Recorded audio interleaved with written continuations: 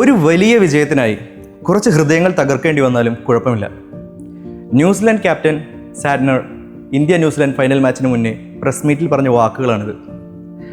ഒരു കാര്യം സാഡ്നർ ഓർക്കണമായിരുന്നു. ഇന്ത്യയുമായുള്ള സെമി മാച്ചിന് മുന്നേ സാം കറൻ പറഞ്ഞ വാക്കുകൾ. ഇന്ത്യൻ ആരാധകർ തിങ്ങി നിറഞ്ഞ സ്റ്റേഡിയം മുഴുവൻ സൈലൻ്റ് ആകുന്നത് കാണണം. പക്ഷേ സെമിയിൽ ഇന്ത്യ ആ സ്വപ്നങ്ങൾ തകർത്തെറിഞ്ഞു. പോട്ടെ, അറ്റ്ലീസ്റ്റ് ഈ വർഷം തുടക്കത്തിൽ നടന്ന ബൈലാറ്ററൽ സീരീസിൻ്റെ റിസൾട്ട് എന്തായിരുന്നു എന്നെങ്കിലും ഓർമ്മ വേണമായിരുന്നു. ആഗ്രഹിക്കാൻ ഒരുപാട് കാരണങ്ങളുണ്ടായിരിക്കും ന്യൂസിലാൻഡിനെ നിരത്താൻ. T20 ലോകകപ്പിൽ ഇതുവരെ ഇന്ത്യ ന്യൂസിലാൻഡിനെ തോൽപ്പിച്ചിട്ടില്ല എന്ന കോൺഫിഡൻസ്, ഫോമിൽ നിൽക്കുന്ന സഞ്ജുവിനെ തളയ്ക്കാൻ മാറ്റ് ഹെൻറി എന്ന ആയുധം മതിയെന്ന കോൺഫിഡൻസ്, തങ്ങളെ ബൈലാറ്ററൽ സീരീസിൽ നിലം തൊടാതെ പറത്തിയ അഭിഷേക് ഇപ്പോൾ ഫോമിലല്ല എന്ന കോൺഫിഡൻസ്, ഇന്ത്യൻ ബൗളർമാർ എത്ര ശ്രമിച്ചാലും കഴിഞ്ഞ കളിയിലെ പോലെ സെയ്ഫേർട്ടിനെയും അലനെയും തകർത്ത് സ്കോർ ഉയർത്തും എന്ന കോൺഫിഡൻസ്, സ്പിൻ ഹെവി ആയ ടീം ആയതുകൊണ്ട് ഇന്ത്യൻ ബാറ്റ്സ്മാൻ ഒന്ന് പേടിക്കും എന്ന കോൺഫിഡൻസ്, ഇനി അതുമല്ല അഹമ്മദാബാദ് സ്റ്റേഡിയം തന്നെ മറക്കാൻ ശ്രമിക്കുന്ന ഒരു ഓർമ്മയുടെ നോവിക്കുന്ന പാഠമാണ് എന്ന കോൺഫിഡൻസ്. ഇതെല്ലാം നിലനിൽക്കുമ്പോഴും ഇവയെല്ലാം പ്രതീക്ഷ നൽകുമ്പോഴും കിവികളുടെ നായകൻ ഒന്ന് ശ്രദ്ധിക്കണമായിരുന്നു. ടോസ് നേടിയ സന്തോഷം മറ്റൊരു ഗെയിം പ്ലാനായി മാറിയപ്പോഴും സാഡ്നറിന് സംശയങ്ങളൊന്നുമില്ലായിരുന്നു. മാച്ചിന് തുടക്കം കുറിക്കാൻ സഞ്ജുവും അഭിഷേകും വന്നതും ക്യാപ്റ്റൻ തൻ്റെ ആദ്യ ആയുധം ഇറക്കി, സൈക്കോളജിക്കൽ പ്രസ്സിംഗ്. സഞ്ജുവിന് ആദ്യം നേരിടേണ്ടി വന്നത് ബൈലാറ്ററൽ സീരീസിൽ 2 തവണ പുറത്താക്കിയ ഫാസ്റ്റ് ബൗളർ മാറ്റ് ഹെൻറിയെ. പക്ഷേ അന്ന് നടന്ന ഏറ്റുമുട്ടൽ കഴിഞ്ഞ് മാസങ്ങളായതും തൻ്റെ ബാറ്റിങ്ങിൽ രാപ്പകലോളം നെറ്റ്സിൽ വിയർപ്പൊഴുക്കി സഞ്ജു മാറ്റം വരുത്തിയതും ഹെൻറിയും മനസ്സിലാക്കിയില്ല. ഒട്ടും തിടുക്കമില്ലാതെ സഞ്ജു ഹെൻറിയെ നേരിട്ടു. എന്നിട്ട് 4ാം ബോളിൽ താൻ നെറ്റ്സിൽ എന്താണ് പ്രാക്ടീസ് ചെയ്തതെന്ന് കാണിക്കാൻ ഒരു ചെറിയ ഷോട്ട്. ബോൾ 6 കടന്നു. പറയാതെ വയ്യ, കിവികളുടെ ബോളിംഗ് പ്ലാൻ പവർ പ്ലേയിൽ ഒരു പരാജയമായിരുന്നു. ഒരു പ്രീ പ്ലാൻ ബോളിംഗ് സെറ്റായാണ് ക്യാപ്റ്റൻ വന്നതെന്ന് നിസ്സംശയം പറയാം. ബാറ്റിംഗ് റിഥം കണ്ടെത്താതിരിക്കാൻ പേസും സ്പിന്നും മാറി മാറി പ്രയോഗിക്കാനായിരുന്നു ശ്രമം. 2ാം ഓവറിൽ അത് വിജയിക്കുകയും ചെയ്തു. ഓവർ തീരുമ്പോൾ വെറും 12 റണ്ണിൽ ഇന്ത്യ ഒരു പതിഞ്ഞ തുടക്കത്തിലാണോ എന്ന് കാണികളും സംശയിച്ചു. പക്ഷേ 3ാം ഓവർ ആ സംശയം കാറ്റിൽ പറത്തി. ഡഫിയുടെ ഓവർ സഞ്ജു അടിച്ച് പരത്തി. പിന്നെ വന്ന് ഫെർഗൂസനും കിട്ടി ശരിക്കും. അപ്പോഴും സാഡ്നറിന് നേരം വെളുത്തിരുന്നില്ല. അവസാന 2 ഓവറിൽ നിന്ന് അടിച്ചുകൂട്ടിയ റൺസ് കൊണ്ട് പാർട്ട്ണർഷിപ്പും ടീം സ്കോറും 50 കടന്നിരുന്നു. മറ്റൊരു പ്രധാന തന്ത്രം ലൂർ ചെയ്ത് വിക്കറ്റ് എടുക്കാനായിരുന്നു. വൈഡ് ബോൾ എറിഞ്ഞ് സ്റ്റെപ്പ് ഔട്ടോ ഓവർ റീച്ചോ ചെയ്യിച്ച് ഒരു ട്രിക്കി വിക്കറ്റ്. പക്ഷേ ലൈനും ലെങ്ത്തും കൈവിട്ട കിവി ബൗളേഴ്സ് വെറുതെ വൈഡെറിഞ്ഞ് സമയം കളഞ്ഞു. ഫെർഗൂസനും ഹെൻറിയും കൂടെ മത്സരിച്ചെറിഞ്ഞത് 7 വൈഡ് ബോൾ, അല്ലാത്ത ബൗണ്ടറി വേറെയും. സഞ്ജുവിനെ ഒന്ന് പേടിപ്പിക്കാൻ നോക്കിയ ഹെൻറിക്ക് കിട്ടിയത് നല്ല അസലൊരു 6. അധികം വൈകാതെ തന്നെ അഭിഷേക് ഹാഫ് സെഞ്ചുറി നേടി. കളിയുടെ പോക്ക് അപ്പോഴാണ് ഒരുപക്ഷെ കിവികൾക്ക് മനസ്സിലായത്. സഞ്ജു അല്ലായിരുന്നു ശരിക്കും ഹിറ്റർ, അത് കോൺഫിഡൻസ് വീണ്ടെടുത്ത അഭിഷേകായിരുന്നു. ഇനിയും തുടരാൻ അനുവദിച്ചാൽ ഒരുപക്ഷെ ഒരു സെഞ്ചുറി കാണേണ്ടി വരുമെന്ന് ക്യാപ്റ്റന് മനസ്സിലായി കാണും.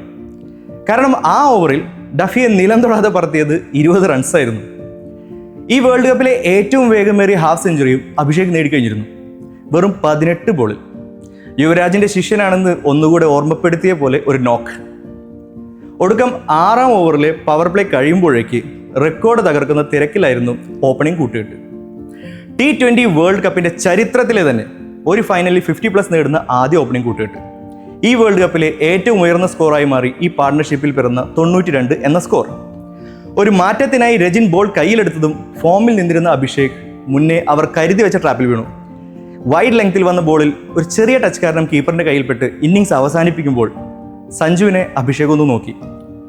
സഞ്ജുവിൻ്റെ മുഖത്തുണ്ടായിരുന്നു അത് ഒഴിവാക്കാമായിരുന്നില്ലേ എന്ന വിഷമം. രക്ഷപ്പെട്ടു എന്ന് കരുതിയ കിവികളുടെ മുന്നിലേക്ക് വന്നത് പോക്കറ്റ് റോക്കറ്റായ ഇഷാൻ. ഒട്ടും സമയം കളയാൻ ഇഷ്ടമില്ലാത്ത ഇഷാന് വന്ന പാടെ ബൗണ്ടറി കടത്തി. പിന്നീട് എവിടെ നിർത്തിയോ അവിടെ നിന്ന് ഇഷാൻ വെടിക്കെട്ട് തുടങ്ങി. ഇടം വലം ബൗണ്ടറി. ഇടയിലൂടെ ഒരു പൂ പറിക്കുന്ന ലാഘവത്തോടെ സഞ്ജു ഒരു ഹാഫ് സെഞ്ചുറി കൂടെ പേരിൽ ചേർത്തു. ഒപ്പം ഒരു റെക്കോർഡും. സെമിയിലും ഫൈനലിലും ഹാഫ് സെഞ്ചുറി നേടുന്ന 3ാമത്തെ ബാറ്റ്സ്മാൻ. ഇഷാനും സഞ്ജുവും മുന്നേറുമ്പോൾ 16ാം ഓവറിൽ നിഷാം ആ കുതിപ്പിന് വിരാമമിട്ടു. ആദ്യ ബോളിൽ 89 നിൽക്കുന്ന സഞ്ജുവിനെയും പിന്നെ 54 നിന്ന് ഇഷാനെയും ടീമിനെ നയിക്കാൻ വന്ന സൂര്യകുമാറിനെയും പുറത്താക്കി. ഒരു സമയത്ത് സ്കോർ 300 വരെ എത്തുമോ എന്ന ഭയം കിവികൾക്ക് ഇപ്പോൾ ആശ്വാസമായി. ഹാർദിക്കും തിലകും താളം കണ്ടെത്താൻ ബുദ്ധിമുട്ടിയപ്പോൾ കിവികൾക്ക് പ്രതീക്ഷ വന്ന പോലെ. 200 കടന്ന ടീം പക്ഷേ മുന്നോട്ട് പോകാൻ കുറച്ച് വൈകി. എല്ലാവരുടെയും ഉള്ളിൽ ഈ ചോദ്യം ഉണ്ടായിരുന്നിരിക്കും, എന്തുകൊണ്ട് ദുബൈയെ 4 ഡൗണിൽ ഇറക്കിയില്ല? ആ ചോദ്യത്തിന് ആക്കം കൂട്ടാൻ ദുബൈയുടെ വക ബൗണ്ടറി മഴ. വന്ന 8 ബോളിൽ 26, സ്കോർ 250 കടന്നു. മറുപടി ബാറ്റിങ്ങിന് ഇറങ്ങുമ്പോൾ സെയ്ഫേർട്ടിൻ്റെയും അലൻ്റെയും ബോൾ പായിച്ച് തന്നെ തുടങ്ങാൻ തീരുമാനിച്ചിരുന്നു. ആദ്യ ഓവറിൽ തന്നെ ദുബൈയുടെ കയ്യിൽ നിന്നും രക്ഷപ്പെട്ട അലൻ്റെ ഇന്നിങ്സിന് ആയുസ് കുറവായിരുന്നു. പിന്നീട് അങ്ങോട്ട് ഇന്ത്യൻ ബൗളേഴ്സിന് റെക്കോർഡ് നേടാൻ മാത്രമായി കിവികൾ ബാറ്റ് ചെയ്യുന്ന പോലെ തോന്നി. ആർക്കും ക്രീസ് കാണാൻ പോലും നേരം കിട്ടിയില്ല. പൊരുതാൻ നോക്കിയ സെയ്ഫേർട്ടിന് പോലും അടിതെറ്റി. അക്സർ 3 വിക്കറ്റ് നേടി തുടക്കത്തിലെ തന്നെ കളിയുടെ ഗതി തീരുമാനമാക്കി. ഇഷാൻ കിഷൻ ഫീൽഡ് നിറഞ്ഞു നിന്നു, ക്യാച്ചുകൾ എടുത്തു. കളി കൈവിട്ടു തുടങ്ങിയപ്പോൾ പിടിച്ചു നിർത്താൻ ക്യാപ്റ്റൻ സാന്നർ തന്നെ ഒന്ന് ശ്രമിച്ചു.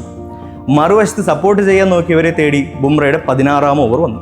ഒരു ഹാട്രിക് നഷ്ടമായത് ഒരു തലനാരിഴക്കി. 18ാം ഓവറിൽ സാന്നറിനെയും ബുംറ തിരിച്ചയച്ചപ്പോൾ കിവികളുടെ ടോട്ടൽ 152. ജയം പോയിട്ട് ഒരു ഭേദപ്പെട്ട തോൽവിയെങ്കിലും നേടാൻ ദൂരം ഒരുപാട്. അഭിഷേക് ശർമ്മ കൂടെ ബോൾ കയ്യിലെടുത്തതോടെ കളി കഴിഞ്ഞു. ഡഫിയുടെ ക്യാച്ച് തിലക് കയ്യിൽ ഒതുക്കുമ്പോൾ ന്യൂസിലൻഡ് 159 ഓൾ ഔട്ട്. കാണികളുടെ ആരവങ്ങളിൽ മുങ്ങിയ സ്റ്റേഡിയം ഒരു നീലക്കടലായി മാറി. റെക്കോർഡുകളുടെ പെരുമഴയായിരുന്നു India New Zealand world cup final match. ആദ്യം ബാറ്റിംഗ് നിരയിൽ നിന്ന് തുടങ്ങാം.